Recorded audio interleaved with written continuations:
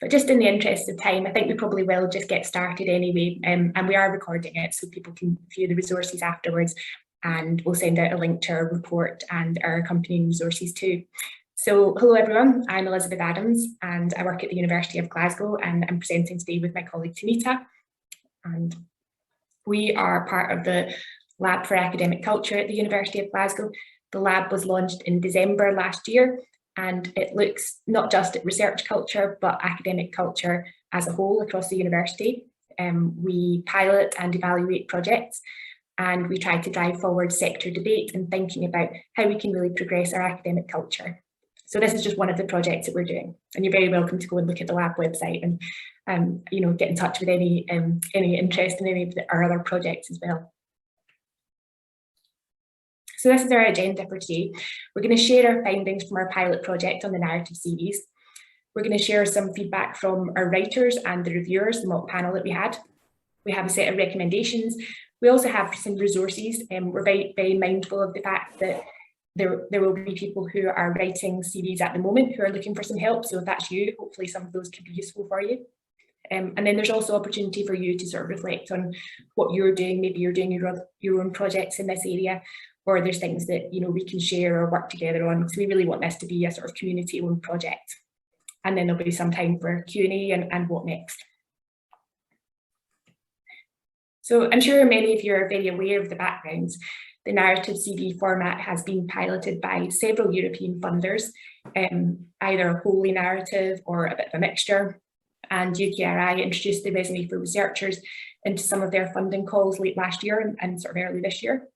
And the aims behind it, which I think are really, really positive ones, are about valuing diverse contributions or backgrounds, and people moving in and out of academia, different types of career paths. It's looking at ways to improve diversity and inclusion, and also move away from some of the sort of uses of decontextualized metrics, things like journal impact factors, anything, and finding ways to help people talk about their broader contributions to research. So that's very much aligned to a lot of the thinking about how can we improve the sort of recognition for all the parts of a research project, which is so important in the research culture work that we're doing. We had an initial session with early career researchers at the start of the year. So I ran this because I knew that researchers were writing a narrative CV for the first time, and they didn't really know how to do it. And I thought that working in researcher development, the ideal thing to do would be to write a draft CV that they could then critique. And that's what I did. And it was really, really hard. And I didn't really know what to put where. I didn't know what to include. And as I was writing things, I was thinking, will reviewers value this? Is this something that they will want to know about? Will they know why it's of value, what it's bringing to the type of job that I'm looking for? And I really struggled to write one. And when I gave the session to researchers on how to write one themselves, I really didn't feel confident in very much that I was saying. I knew the thinking behind it, but I didn't really know how these CVs were going to be assessed by research, by a panel. So I didn't feel like I could really say with confidence, this is how you do it. And I thought, well, that's quite worrying if, the people that are supposed to be helping the researchers just don't understand, how to help them. So that's one of the things that spurred this project. And so over the last 4 months, we've worked with eight ECRs at Glasgow who have come with a range of different types of experience. I think one of them would describe themselves as a late stage early career researcher. One of them has a bit more experience as a researcher and is actually now a senior lecturer.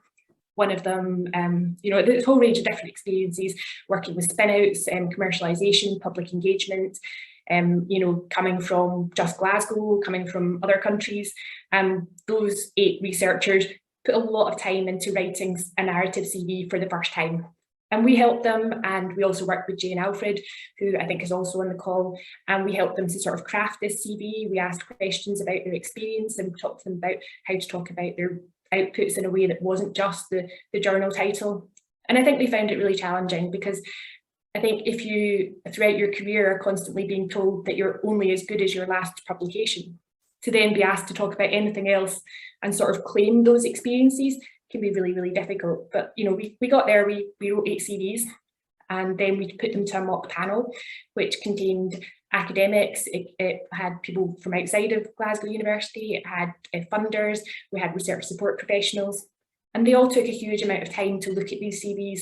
I think they did a really, really thorough job in thinking about, you know, what is this individual trying to put across? How would I evaluate that as a funder or as a panel? And they gave us feedback which we could report back to the researchers, and also feedback on the format and the questions. And so we had a hugely interesting meeting where we sort of pulled together all of that feedback. And as a result of that, we've produced a report, we've produced some resources, which I'll talk about later, for the ECRs.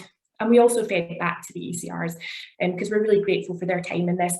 For some of them, they were doing it because they were going to make a funding application to UKRI, but for others, they just did it because they really saw the value in attempts to create a more inclusive narrative CV, and they wanted to support that. But I think the experience for them was perhaps quite bruising in some ways. And so I think my hope for this is that as we go forward, we'll find a way to support them that isn't quite as bruising and is more open and transparent. So just for anyone who's kind of coming new to this or from outside of the UK, our pilot project looked at the Resume for Researchers model of a narrative CV, and these are the subheadings that people are asked to talk about. So this is just sort of keep in mind when we're talking about the rest of the project. People talk about their personal details, and then they're asked a series of questions about how have you communicated to the generation and communication of new ideas, hypotheses, tools and knowledge, and then the teams and development of others, contributions to the wider research and innovation community, and how have you exploited your research. And then there's also a section for additional information, which could be anything. So that's what our project was. And before we go on to talk about what our findings were, I'm just going to pass over to Hilary from UKRI to say a few things as one of the sort of pioneers of this in the UK. So if you're there, Hilary.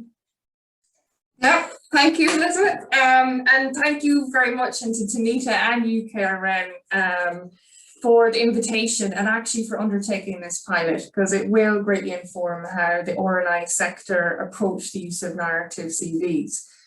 I'm Hilary Noon, and I work with the Research and Innovation Culture team at UKRI, and this is a team that's focused on driving the development of positive research and innovation cultures within, across and beyond UKRI. And as mentioned earlier, UKRI in April announced that it was planning to introduce the inclusive single format CV across all of its programs. And there's a couple of reasons why we're actually adopting a narrative CV approach for researchers, a bit like the resume for researchers. So one aspect is that it's about our UKRI vision and mission. So it's about creating an outstanding research and innovation system in the UK that gives everyone the opportunity to contribute to and benefit and enrich lives locally, nationally and internationally. And it's about ensuring that the UK attracts and develops and supports talented people and creating diverse and inclusive and healthy research and innovation systems. The narrative approach really does align with a lot of UKRI's key goals, which is around inclusivity, so allowing better description of the varied career pathways, reduces the focus on continuous productivity and gaps in output, say from career breaks or maybe even changing disciplines. That starts to become less prominent, and enables researchers to describe diverse experience and career paths. It's about responsible research assessment, so reduce focus on metrics such as publication numbers, journal impact factors, and a focus instead on the quality, significance and impact, and about reducing barriers between disciplines and sectors. So if you're able to describe the breadth of outputs and put in context to aid reviewers who may be unfamiliar with a discipline or sector, it helps them understand the significance and impact. Reducing bureaucracy. We all hate that. So it's about adopting a single flexible approach which will facilitate understanding and reduce the need for guidance and details across applicants, research officers and reviewers. Improve decision making, so we get a better description of the applicants and skills to understand project delivery. And this is actually one of my favorites, so thanks Elizabeth for clicking on. The reason number 2 is actually my favorite, which is about making the invisible visible. It'd be good if I get that the right way around. So it's about recognizing the overall researcher contribution, and for us to have a healthy functioning research innovation ecosystem, we need a massive breadth of contributions from researchers and innovators, and we need to shift our incentive system to value a much wider range of really excellent contributions. And so by introducing the CV format, along with robust guidance for all who engage with it, will help people to demonstrate the breadth of their experience and the whole picture for assessing an application. So things like leadership skills, community engagement, but also the capacity for development. And whilst I could go on about the other reasons why we're doing this, the direct and indirect benefits to a range of stakeholders and other sector practices like promotion, I don't have much time, but I do want to quickly cover the global picture, which demonstrates a real shift in thinking for the direction of travel. So if you could go to the next slide, I think Elizabeth has that. So we have 2 research funders you might want to click on. There we go. We've got 2 research funders just at the top there who are using it across all of their calls.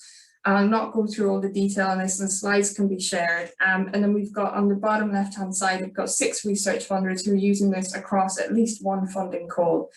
But due to the time it takes for funding calls to turn around, the evaluation of the narrative CVs can take a long time, like the findings can be slow to emerge. But with the permission of our narrative CV friends, I'd like to share with you some of the findings so far. So the Dutch Research Council, NWO, up there on the top right, found no major effects and concluded the CV led to an increased consensus between reviewers. And at the bottom right-hand side, we've got some statistics from our UKRI zone pilots, where we've undertook 6 of them so far. And a survey of the citizen science programme largely have positive responses. However, you can see there at the bottom, picking up on what Elizabeth said earlier, you know, it took 26% said it took longer for them to actually build a narrative CV. So that suggests we need to do a lot of work around there. One thing I haven't included on the slide, and just to give you an idea of how much work is happening in this space, we have findings from the Luxembourg National Research Fund, who have very good sample sizes and returns, about 200 responses so far, and they'll be sharing their findings soon. And they asked the reviewers and applicants what they felt in terms of the evaluation of the narrative CV, in, you know, evaluation or proposal, or the CV template, how flexible it was. And from about 65% upwards across those 3 spectrums, found it quite positive and flexible, and we're very satisfied with the use of it. But what next? So the government R&D People and Culture Strategy just released in July, which seems like a long time away now that we're in August, commits to driving the adoption of the resume for researchers across the sector. And following this, we actually connected with a number of funders, currently 6, but it's growing, to join a statement that would explore shared approaches towards a narrative CV based on the Royal Society's version. And we're going to work together to evaluate the current pilots, share learning, and develop, wherever possible, common approaches and guidance. Internally at UKRI, we're continuing to roll out the narrative CV as part of the Simpler, Better funding programme, and we're going to build on the learning from inside and outside to help us develop the UKRI narrative CV. But we are actively broadening discussions to make sure, and also our implementation plans to make sure that we are inclusive of SHAPE disciplines, innovation, community and charity communities, so that we can start to roll this out across the sectors and even different countries as well, because as we're aware, researchers don't rarely stay in one place. So we want to try and have the holistic view as much as possible. So that's me for now. I'll hand back to Tanita or Elizabeth. Thank you very much. Thanks, Hilary. I'll take it from here. So I'll cover the feedback we got from our ECR participants, the feedback we got from our review panel, and then describe the recommendations of the Glasgow pilot. So as Elizabeth said earlier, the early career researchers actually found the exercise quite challenging. They weren't always sure, what information to include where and how to present the information, but also importantly, what value to place on information that wouldn't normally be included in an academic CV. So beyond, the outputs and the talks and the grants, what value do you place on leadership or mentoring or on teaching for that matter? So when at the end of the panel meeting or following the panel meeting, each of the ECRs received a copy of their CV with comments on each section from the panel members. And that basically took the whole process full circle for them, and we were able to get some reflections from these participants. There's a broader set of those reflections in the report that Elizabeth circulated this morning, but here's a digest of the main ones. The first of these really is a reflection on the degree of variability in the reviewer's assessment of the CV and the different parts of the CV. And so there was a concern there from the ECRs around whether the inclusivity of the narrative CV format was actually matched by the fairness and consistency of the assessment that was taking place. And I'll go through what might be done about that when I go through the review panel comments. The second comment there really relates to the time investment required to write a CV or adapt it or update it. It's quite clear to the ECRs how you might update an academic CV. You add a new output or a new grant, whereas for a narrative CV, the content is sort of spread across the different sections. And also the recommendation is that they adapt the narrative CV depending on the opportunity. So whether it's a job or a grant application. And so that in itself involves a time commitment that they're not currently factoring into this particular process. The last bullet refers to, I suppose, an awareness that the quality of our CV may have a lot to do, or could have a considerable amount to do, with the extent to which one is familiar with writing in that format, whether one is a native English speaker, or indeed the support that is around them. And so one issue that we want to be able to address is to minimise the risk of this particular format and reinforcing any particular biases that already exist within the community. So some of the concerns there that were raised by the participants were also addressed in a bit more detail from by the review panel itself. So if you can move on to the next slide, Elizabeth. So the issue around fair and consistent assessment came up a lot at the panel meeting because there's an awareness there really that different reviewers had interpreted different things in different ways and were looking for different things compared to what they'd seen in front of them. And one potential solution to that is to actually look at the format of the CV itself. So at the moment, the sections are pretty broad and quite open and flexible, but within that flexibility, there's quite a lot of ambiguity, and the ambiguity then leads to potential disparities or inconsistencies with the way in which the CV is completed and consequently also how it is assessed. So there's a discussion at the panel meeting as to whether actually introducing a hybrid CV, which has a combination of a selected list of accomplishments or achievements, and then that was accompanied by a narrative to contextualize it, would provide a clearer structure, I suppose a clearer indication of what should go where and what should be included, and also made it easier for the narrative to support the list. The length of the CV as it was at the moment was seen as being a bit off-putting. I mean, potentially you were faced with 4 pages of tightly packed text. So a shorter overall length probably would be appreciated, but also an acknowledgement by the panel that there should be flexibility within the CV to cover off different areas at different lengths. It can be off-putting for an ECR to see sections there that they don't have any experience of. And so just an acknowledgement there, or an explicit guidance to say that sections can be of variable length depending on the amount of content that can be offered. Tightening of the language can also improve fairness and consistency. There are some terms in there that I think our ECRs weren't necessarily clear about what they meant, impact or the flow of new ideas.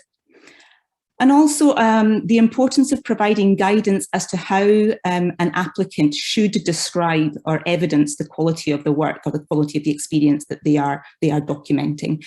It's important, I think, for the panel to see beyond the usual ways in which we describe quality, but provide actual pointers for how that could be done. So, for example, in the case of outputs, describe the contribution that the author has made and the significance of the work using indicators beyond things like journal titles and impact factors. Another set of discussions that happened at the panel meeting was around what it is that we actually value in the CV. On to the next one, Elizabeth. So there was a mixture of content really, in some instances, which again contributed to the inconsistency. The There was a consensus, I think, in the panel that we were really looking at content that reflected the track record of the applicant rather than necessarily the potential of activities that were being described. That there should be an emphasis on achievements and a description of the quality of those achievements rather than merely activity. There was also debate around the value placed on experiences that were gained beyond the research environment. So, for example, to what extent should one value and how leadership experiences that were done outside of academia? Also debate and divergence of opinion around how to incorporate a consideration of challenging circumstances that an applicant has experienced. And challenging circumstances might be career breaks, it might be the impact of COVID, it might just be a toxic environment that they experienced in one of the research environments in which they conducted their work. And so the question here is, should we want to hear about this at all? If so, then where should it be considered and how should it be considered? And the last bullet here is around whether it was important or recommended for an applicant to give a sort of narrative of the journey. So what motivated the changes in career decisions, moving from one project to the next, or from one institution to the next, or from one part of the sector to the next. And I guess even here, there are diverging opinions. On one hand, if it's nice and clear, it makes the narrative easier to read and understand. On the other hand, why do we need to know? And on the other hand, again, decisions are made for all sorts of reasons that are not necessarily logical and may have to do with life circumstances rather than the needs of the research. More overarching comments from the panel were around the time required. I think there was, at least in one case, a reviewer said they took up to 2 days to review the 8 ECR CVs. So in the context of dozens of CVs being reviewed for, say, a grant application, then that seems prohibitive, and other elements need to be addressed in order for that to work smoothly. And of course, the worst case scenario is that the CV is ignored altogether. But another important point was, what weighting is given to the CV. If the CV is actually a really important determinant of that individual's success in that particular assessment process, then it's really quite important to resolve the various ambiguities I've talked about. If, on the other hand, the CV is merely there to give the review panel a sense of that person's career trajectory and background, and maybe it's just a way of identifying the diversity of the applicant pool and a springboard for conversations at a different stage of the assessment process, then perhaps it's not that important to resolve all the ambiguities. All we want to know is, broadly speaking, where have you been, what have you done, and how it's relevant to the application that you're making. So in the next slide, I've just listed the recommendations that are in the report that you may have seen because it was circulated this morning.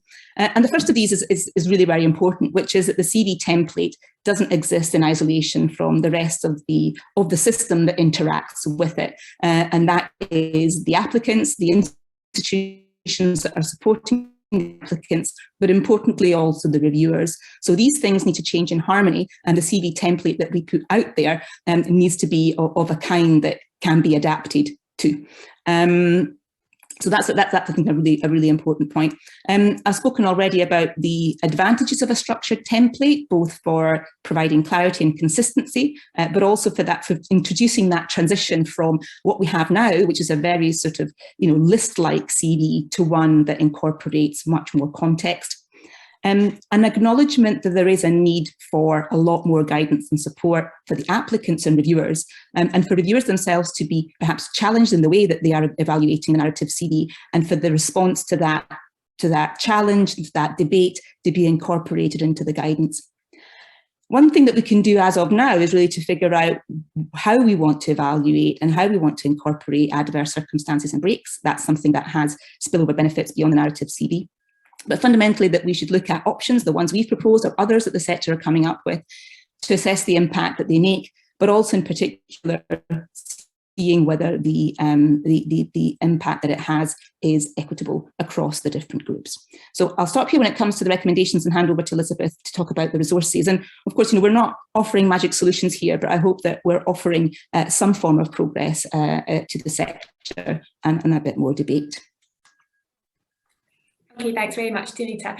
I'm not going to go into these massively, but they're there on the website for the Lab for Academic Culture, and they're openly available. And we tried to put together some things that would help researchers understand the purpose of the CV, how to write one, how to evidence their achievements, how to talk about their research outputs. I don't think it's enough to tell people avoid using a journal impact factor, but not to tell them what else to do instead.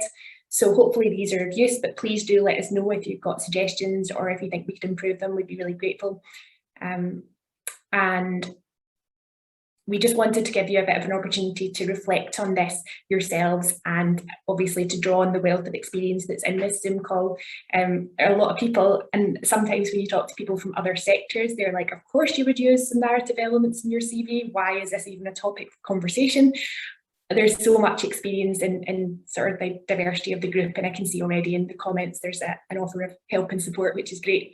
So I'm just going to put you into some very small breakout rooms just to sort of share your thoughts on narrative CVs, how we can support researchers, how we can support, advise, guide, and perhaps also challenge panel members. And, you know, what steps do we have to take as a sector to make this work? Because I think at the moment it's a really exciting time, but, you know, there's potential for it to backfire as well. So.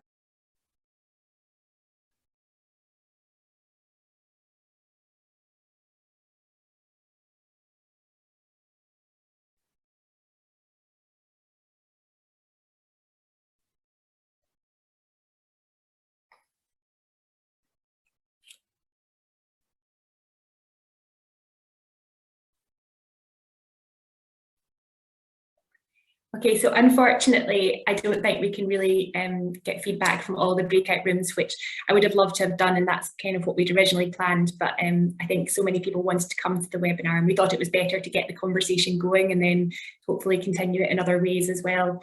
But what we thought we'd do instead is just focus the next sort of 15 to 20 minutes on Q&A, thoughts about where we can head in the future, and you know, where we should go together. And yeah, you're very welcome to either put your question into the chat or raise your hand and let me know you have a question, or if there's a comment you want to make. I know there's lots of funders as well, and people from other countries, so you know, we're really welcoming diverse viewpoints. Let us know your thoughts. So Alison, do you want to kick us off? Hi.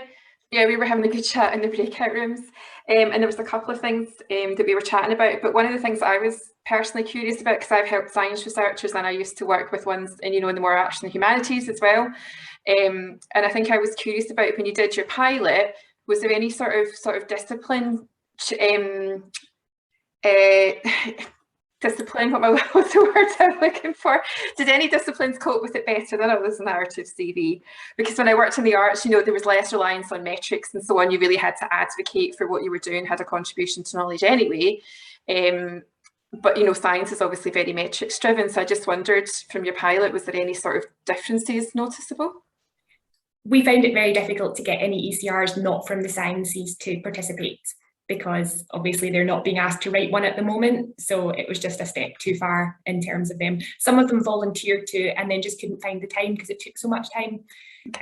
But the panel, I don't know, Tanita, if you want to maybe comment on the panel, because we did have more of a disciplinary difference there and they had some quite interesting reflections.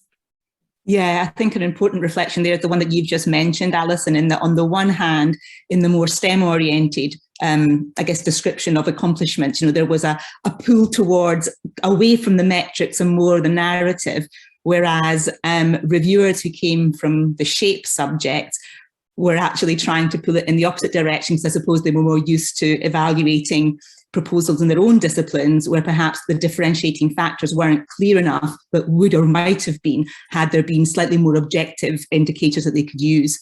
So although we didn't have the material in front of us to judge that, the comments did come out from the reviewers who'd had experience of evaluating fellowship proposals from the different disciplines. And that might play out when we look at CVs in real life from the different disciplines. Okay, thank you. Just to answer your question, Vicky, we gave them the criteria from the UKRI funding call that, you know, the CVs were being piloted in, and that's in our report in the appendix, so you can kind of see what we asked them. I totally agree, Helen, that time is the #1 thing, both from the perspective of the writers and the reviewers. I mean, they said, one of them said that it took 2 days to read 8 CVs, and most academics don't have just 8 CVs and they don't have 2 days. Nigel, on the comment about English, absolutely, the people who did not have English as a first language found it challenging, but actually I think it was more about the ability to sort of talk yourself up in a different language. And also I think there's something quite interesting about whether or not you feel you can claim something. But so, for example, if you're a researcher, a postdoc who is involved in supervision, you could be doing a lot of supervision, but because it's not your name that's the formal supervisor, I think there's definitely some cultural differences in to what extent people feel able to claim that. Some people, that's an absolute no, they couldn't take that. And other people are a bit more willing to say, yep, I was doing this, I might not be named, but this is what I was doing. So I think there's some real differences there. Josie, do you want to say a little bit more about what you mean about EDI and the journey? So I think that's really interesting. If you're there. No. Sorry, Elizabeth. I was struggling with my mouse trying to move that on. In our group, we were sort of looking at the matters within somebody's career journey related to possibly a disability or any EDI related matter, and perhaps the reluctance to mention that within a career journey within a CV format, and also in parallel with that. So, for example, that I've noticed in fellowship applications, there are definitely an opportunity to place some information about anything that may have hindered, interfered, basically things didn't go the way the applicant would have intended. So just really trying to sort of how things would go together in different sections of the application. Yeah, I think it's such an important point, and I think what Tanita said about funders not really having a lot of guidance on how we deal with those challenging circumstances, and we've probably all learned a lot through this last 18 months about how to document these sorts of things, and I think it needs I can also kind of quickly pitch in on this. This is something that's very, very core to a lot of what we're doing with the narrative CV funder group. We are very, very conscious, and I am personally as well, as I've come from a university and I've worked a lot on EDI as well, about not moving the problem and about this being as inclusive as possible, whether that's about language or different types of careers and things like that. I even tested this with my family. I was telling in the breakout group where I gave this to my sister a test. She works in a completely different industry, international, so they all move around. And she filled in an academic CV, and she came back and went, it looks like I've achieved nothing, like nothing at all. And this was a massive barrier then if she was to move into something around academia. And that, I think, is a key thing that we need to be mindful of, is how this can inadvertently, if we keep the same, doing what we're doing, we can inadvertently create more barriers and goes against the inclusion that we're trying to create. Because in an ideal world, this resume for researchers or the narrative CV or whatever we end up really using will be an excellent passport for a lot more movement of knowledge and skills and experience throughout the entire system, and that's what we want. So I think, this is not a magic bullet, and it definitely needs to be done in a holistic way. So I think somebody else in comments also mentioned about how this could even be used for promotions, for recruitment. I came from a university, and I know that this could even benefit a lot of the ref exercises.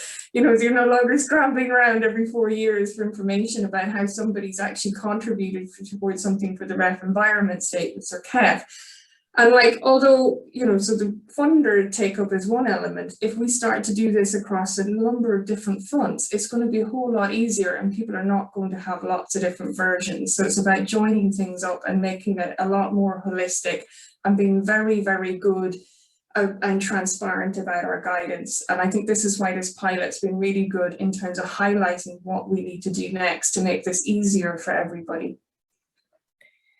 And I think it would be amazing for early career researchers who are applying for jobs around the country to just have one type of job application rather than having to go through 20, 30 different recruitment systems. And I think that's got to be a goal for the sector. It's such a waste of talent and effort. I would love that too. Yeah. It'd be so much easier for me even applying for jobs. And in terms, the person who had been promoted to senior lecturer said that they used a lot of their promotion application to write their narrative CV. So obviously, you know, there are transfers across, and we do incorporate narrative elements into our internal fellowship schemes. So I think it's about choosing, you know, what part of the narrative do you want to include, and, you know, maybe industry might actually recognise themselves about them using some aspects of narrative in some of their own CVs for recruitment, but maybe not the wholesale format, you know. So I think finding the right thing is important there. Sarah, you had a question. I think we're traveling in the right direction, and the discussion has been great. I'm particularly concerned because I think obviously within the university we would be looking to, you know, train ourselves and find a resource to help people building up their narrative CVs. These seem to take a long time to put together, particularly when you're not used to doing this. I also think panel members are not used to evaluating these. So what resources will there be to train panel members to look at these and to evaluate them properly, and to, you know, not be looking again for number of publications, etc. So I think there's some work to be done on that front too. And I think it's not what the thoughts are on this. It's not just the resource that they need or the support that they need, which I think they do need, but the time. If they don't have the time to actually sit down there and really think about it and challenge their own ideas. I went to the Reward and Recognition Festival earlier in the year, run by the Dutch universities, and they had some really interesting thoughts about their own experience of that. And I think they had a lot of discussion and a lot of support for panel members.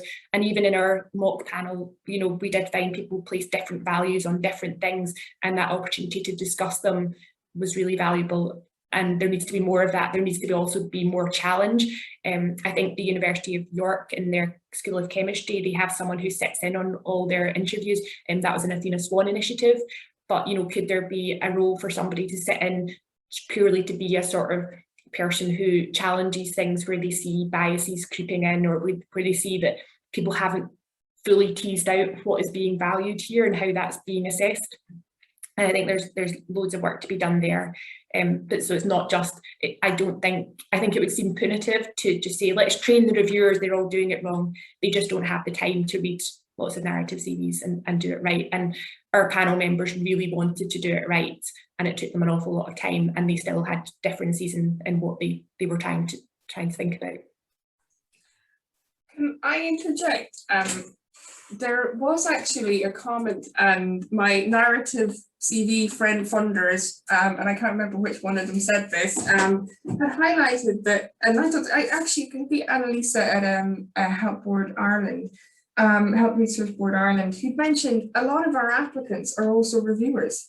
So we need to make sure that we join this up so that they have a good experience, either as a reviewer or as an applicant, because they could be wearing either hat at any time. And that's one of the things we want to make sure we work on and test with the community as well as part of the funder group, is about how we work together and have robust training and advice and guidance, because it's certainly needed.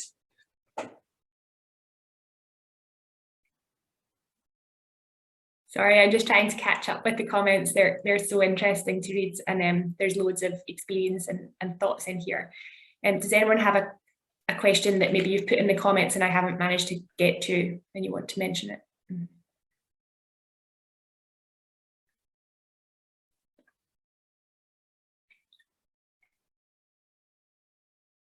Yeah, I think that comment at the end about can we discard sections that are not relevant is really important, because you will try to write something in every box if you feel like you'll feel quite vulnerable if you leave a box empty. But if the form actually says it's okay to leave stuff out, or it's okay not to include everything, what date should you start including things in? You know, what just put in your top 4 research outputs and talk about them rather than listing everything you've ever done. I think that's the kind of help that people need.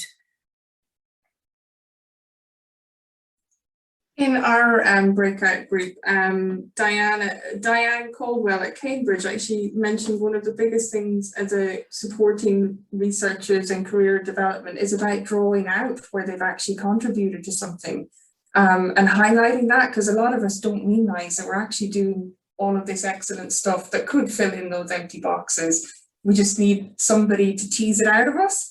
And I thought that was a really interesting point. We're not used to selling ourselves or bigging ourselves up. They're seeing the roles that we play. And so that, I think, is a really important thing about the role we'll all play in this, challenging each other. When somebody says, oh, we have an empty box here, do you really? You might actually have stuff and just not thought about it. So can I ask a question?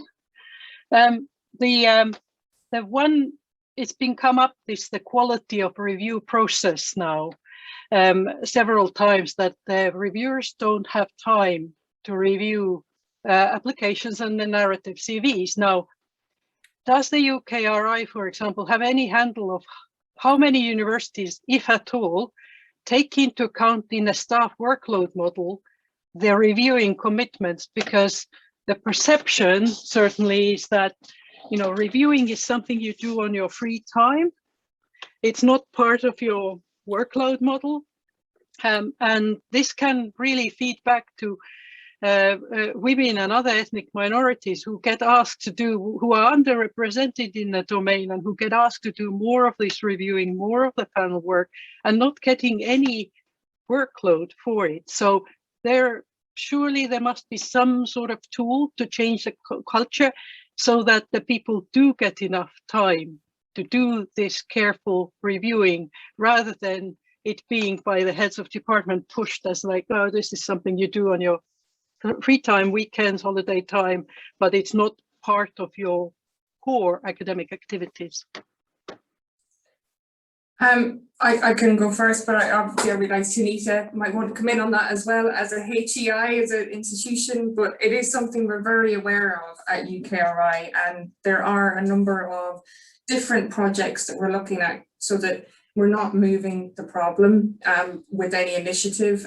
So we are also looking at how peer review works, how maybe different kind of incentives, either the ones that we have control on or ones that we might be able to influence in the system. And I have come from a university just recently, and I'm very aware of the tensions of workload allocation models, but I'm aware as well that Glasgow here have done great work in terms of their promotion criteria and things, in terms of this stuff being made more visible and valued. And that, I think, is what we need to start happening across the sector, that it is not just bolted on to the usual suspects. Tanita, do you want to come in on that? Just really briefly to say, you know, the exercises such as this, and especially if elements of the narrative CV and that reward of a broader set of activities is embedded more broadly in development, reward and recognition, then we will be expanding the types of activities that count under research. At the moment, the reason they're bolt-on is because the things that are valued in research are actually very narrowly defined. Whereas what we're trying to do here is not just add to the list, but add rigor to the. But it's a difference again, that when you have these promotion and reward and recognition things, they are kind of, you know, creative writing exercises, but actually taking this as part of a you know, time scale sort of workload model calculation. I mean, I know not all universities even have a workload model for teaching and research and bought out time, but it should be there. I think we should agree with, because everybody has 8 hours of time, and at the moment the view is sort of almost that, oh, you should do your reviewing as a reviewer. Why you don't have enough time to look at these very carefully is because you're doing it, you know, on a zero time allocation from in terms of your workload model. So it's not about just promotion, it's an actual workload modeling. And this feeds back into us taking a really holistic view that this isn't just something that stands alone because it could cause a problem to move elsewhere. There are other things that we're thinking of as well in terms, and it's mentioned in the R&D People and Culture strategy, which is around the establishment of the good practice exchange, which is about testing, development and value ideas to improve research culture across all the sectors.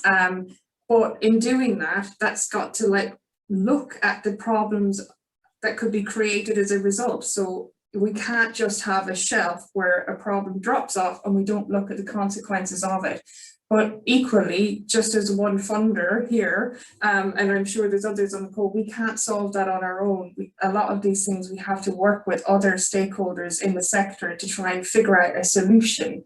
And a lot of these things take, unfortunately, a long time to solve. There's a lot of complexities added to it, and it comes often down to money and time. That's not an excuse, but it's in terms of how hard this might be to solve. It'll take a while to move it. It took a long time to get to this stage, so it'll take the same amount of time to change it. I realise that doesn't answer your question, but it's me in short saying I completely feel your pain and I wish I could solve it too. Great, thanks, Hilary. I'm just going to take one final question from Nick, because you've had your hand up for a while. It wasn't actually a question, it's more of an answer to that comment. So I'd say there are a couple of things that we can actually do on that, and actually that's part of changing what we're rewarding, part of this. And I'll drop an example in the chat now, but I think sometime last year there was our internal team looked at how we could link our grant reviews with ORCID records to actually get a credit for reviewing. And then as that kind of gets built up, you could see a way how that could be included in, I'm not sure whether it's the kind of thing that will go into the future of research assessment, whether that, that's perhaps an incentive that we could use, that, how that could link into Octopus, which you might have seen with the open access policy released last week. But there are lots of ways where we can now kind of look at this data, look at how people have contributed to reviews, which is a really valuable part of being a researcher, and maybe think about that point more generally to kind of address it. But again, to reflect on what Hilary said, this is, this is one part of a big picture, and we need to think about all of the downstream consequences and all of the other moving pieces in here. So it's not something we can address, kind of straight away by ourselves, but like thinking about it with, all of these kind of little things and seeing how they then can fit together. Great, thank you very much. I think that's a really good point to end on. There's so many things that